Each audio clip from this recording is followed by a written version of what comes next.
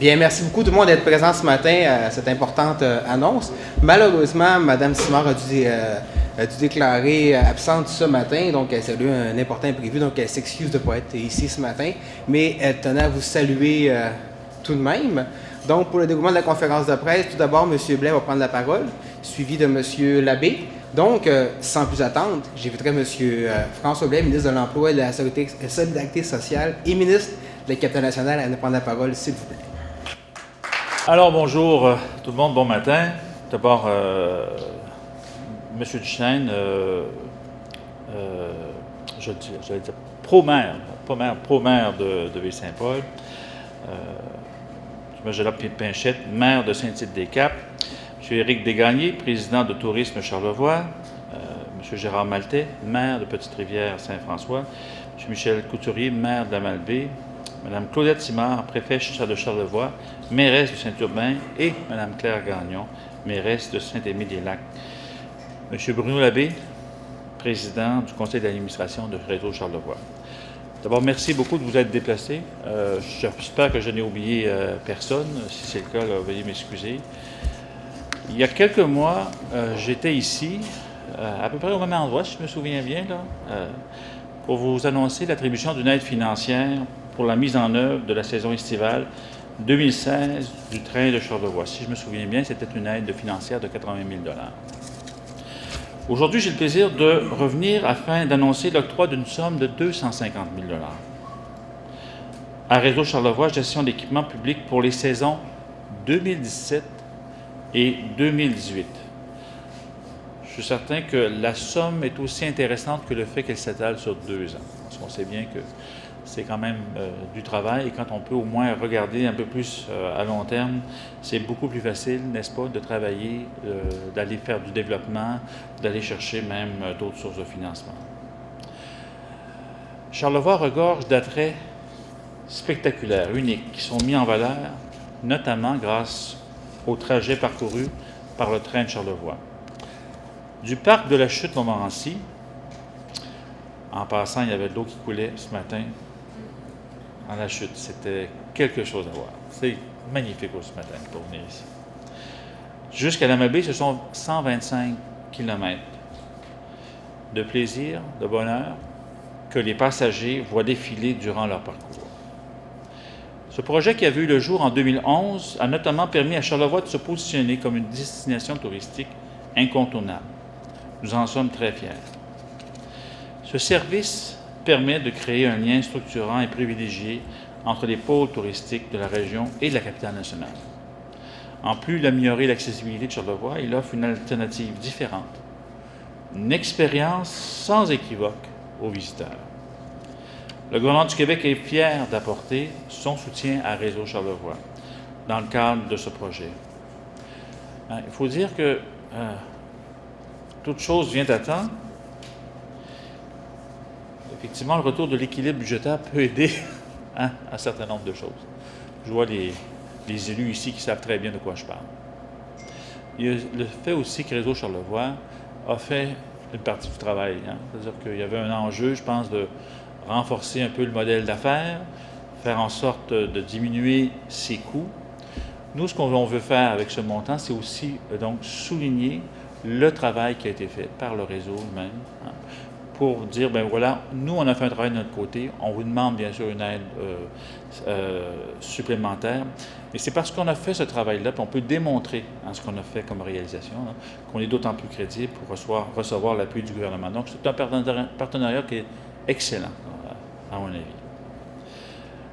Notre gouvernement est également fier de la collaboration qui s'est solidifiée ces dernières années avec Charlevoix, notamment par l'implication, l'engagement indéfectible de ma collègue Caroline Simard pour le développement touristique ici et économique de Charlevoix. Je la remercie, malgré son absence, pour le travail qui a été accompli. Je sais qu'il y a encore beaucoup d'autres choses à venir. En terminant, je souhaite remercier l'équipe de Réseau Charlevoix, ainsi que ceux et celles qui œuvrent à faire de Charlevoix une destination unique et distinctive. Et je remercie aussi le secrétariat de la capitale nationale pour l'appui, pour le travail tout au long des dernières années, pour s'assurer que ce réseau-là puisse encore continuer et qu'il ait une longue vie. Merci beaucoup de votre attention. Merci tout le monde d'être ici, Monsieur le ministre. C'est avec beaucoup de fierté, beaucoup de plaisir, de joie qu'on vous accueille ce matin. Vous allez me dispenser ma partie du discours que j'avais rédigé il y a quelques minutes, qui est de saluer toutes les personnes présentes individuellement, nos amis, maires, représentants des différents organismes de la région. Je vous salue, mais je vous remercie d'être ici. C'est une belle preuve d'appui, c'est une belle preuve de solidarité, puis ça nous fait chaud au cœur de vous voir ici, que ce soit les gens des municipalités, les gens de l'ATR, la Chambre de commerce. Alors, à vous tous, merci d'être là depuis maintenant 4 ans que Réseau Charlevoix opère le train touristique, le train de Charlevoix. Et on a senti dès le début votre appui pour ce projet-là, puis votre appui indéfectible qui continue de se matérialiser. Alors, merci d'être ici. Monsieur le ministre, vous avez mentionné votre visite de l'an dernier. Effectivement, en 2016, Réseau Charlevoix était au cœur d'un virage important, virage opérationnel, on peut parler de redressement financier. On avait à faire la preuve que cette organisation-là pouvait être viable. Vous nous aviez donné un coup de pouce à l'époque en disant, voilà déjà une première aide, maintenant montrez-nous que votre part du contrat, vous allez la réaliser. Et c'est ce qu'on s'est occupé à faire tout au long de l'année 2016. Et je ne voudrais pas passer sous silence le travail de Nancy Bellé, qui est notre directrice générale, qui est absente aujourd'hui, et de toute l'équipe. Il y a quelques-uns des membres de l'équipe qui sont ici. Le travail incroyable qu'ils ont fait au cours de l'année 2016 pour livrer la marchandise et pour arriver avec un résultat, une organisation en meilleure santé. C'était pas une entente, mais on s'était dit à l'époque, faites vos preuves, puis on sera là pour vous appuyer, puis on sera là pour vous aider. On vous avait dit que nos attentes étaient quand même plus élevées. Et vous venez ce matin nous annoncer 250 000 $ pour 2 ans d'aide financière du Bureau de la capitale nationale. C'est majeur pour nous comme organisation. Je pense que c'est majeur pour la région aussi. C'est une aide bonifiée, c'est une aide sur 2 ans. Donc, à tous les points de vue, pour nous, c'est extraordinaire, c'est exceptionnel de savoir qu'on va avoir un petit peu plus de support puis qu'on peut maintenant planifier sur une plus longue période. Donc, on s'était dit, faites-nous la preuve que ça va comme vous le dites, que ça va aller, puis on sera là. Puis ce matin, vous êtes là. Et on vous en remercie grandement. Au nom de Réseau Charlevoix, mais je pense au nom de la région. On vous remercie. Réseau Charlevoix, aujourd'hui, est encore une jeune organisation.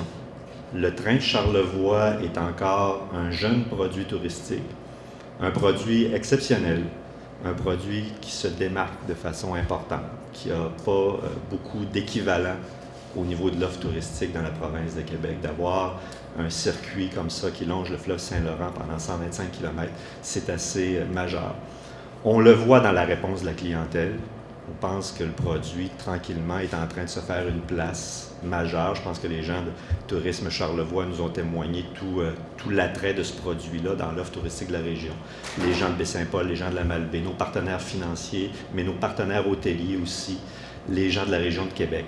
Alors, Réseau Charlevoix est encore une jeune organisation, le train est encore un jeune produit. Les défis sont encore très grands. Je pense qu'on a fait des pas en avant, mais on va continuer d'avoir besoin de l'aide de nos partenaires, de l'aide de la région. On va continuer pour les prochaines années, le temps de bâtir cette solidité d'organisation-là et cette solidité financière. On va continuer d'avoir besoin du support de nos partenaires. Mais de vous voir ici aujourd'hui, je pense qu'on peut déjà dire que le lien est en train de se créer, le lien est très fort. Alors, on a eu une saison 2016 exceptionnelle, autant en termes d'achalandage, avec une augmentation des entrées d'environ 10 % au niveau du train, au niveau des opérations, avec un contrôle de nos coûts, avec une année, une saison climatique favorable. Il faut comprendre qu'on est en bordure du fleuve. C'est une voie ferrée qui est fragile, qui demande beaucoup d'entretien, qui est un peu à la merci des aléas climatiques à l'occasion. On a eu une saison 2016 exceptionnelle de ce point de vue-là. On espère revivre la même chose en 2017. On a des ententes aujourd'hui avec de plus en plus de partenaires hôteliers, que ce soit ici dans la région, que ce soit sur la côte de Beaupré. J'ai mes collègues, là, je vois mes collègues de la côte de Beaupré qui sont ici, qui sont aussi nos partenaires, puis qui nous montrent un appui. On parle beaucoup de Charlevoix, mais c'est important de penser qu'on est sur les trois pôles de la région, la ville de Québec, la côte de Beaupré et tout Charlevoix. On a de plus en plus de partenaires hôteliers. La Ville de Québec, les hôteliers de la Ville de Québec aujourd'hui voient maintenant voient le train de Charlevoix maintenant comme un outil de la Ville de Québec, comme un produit touristique accessible à la Ville de Québec. Et il n'y a pas beaucoup de produits, je pense, qui peuvent se vanter de pouvoir faire le lien comme ça entre les pôles d'une même région, de cette grande région de la capitale nationale. Alors, c'est avec beaucoup de fierté qu'on continue à travailler à créer ce lien-là, et à avoir cette unité dans la vision du train de Charlevoix. Alors, Monsieur le ministre, encore merci.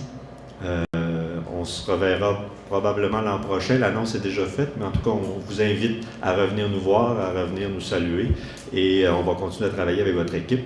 Mais on a eu une relation extraordinaire. Je veux souligner le travail des gens de votre équipe au Bureau de la capitale nationale, avec qui on est en lien, avec qui on travaille de façon étroite et avec qui c'est agréable et c'est facile de travailler.